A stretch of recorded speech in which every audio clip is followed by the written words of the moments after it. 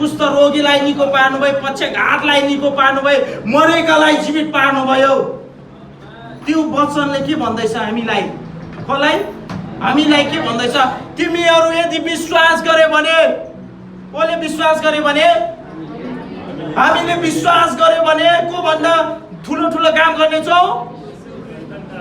येशू ख्रीष्ट भन्दा पनि हामी ठुलो ठुलो काम गर्नेछौँ। कसले भन्दैछ?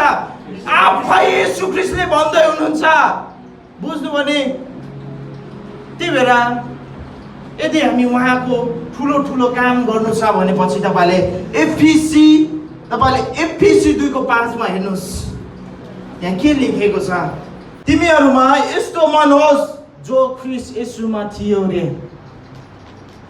हामी नसक्दो रहेछ। येशू भन्दा ठुलो ठुलो काम गर्नलाई कसको हृदय चाहिँदो रहेछ?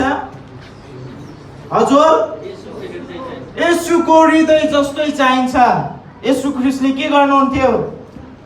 हामी जस्तो पापीलाई, बुझ्नु भने जसले येशू परमेश्वरलाई धोखा दियो। तपाईले उत्पत्तिको पुस्तक पढ्नुभयो, जसले धोखा दियो, जसले पाप गर्यो, त्यसको निम्ति यो संसारमा येशू ख्रीष्ट आउनुभयो। बुझ्नुभयो? आज उहाँले भन्दै हुन्छ मेरो जस्तै हृदय हो। कसको जस्तै? येशू ख्रीष्टको जस्तै हृदय होस्। त्यसपछि के हुनेछ? म भन्दा नि ठुलो ठुलो काम तिमीहरूबाट हुनेछ।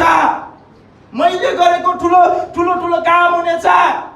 अन्धोलाई आँखा हुनेछ, बहिरोले कान सुन्नेछन्, गुङ्गाले बोल्नेछ, फेरि जन्मजातै कुष्ठ रोगीहरू निको हुनेछ।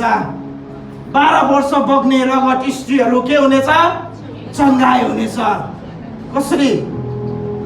आज येशूको जस्तै हृदय हुनुपर्छ।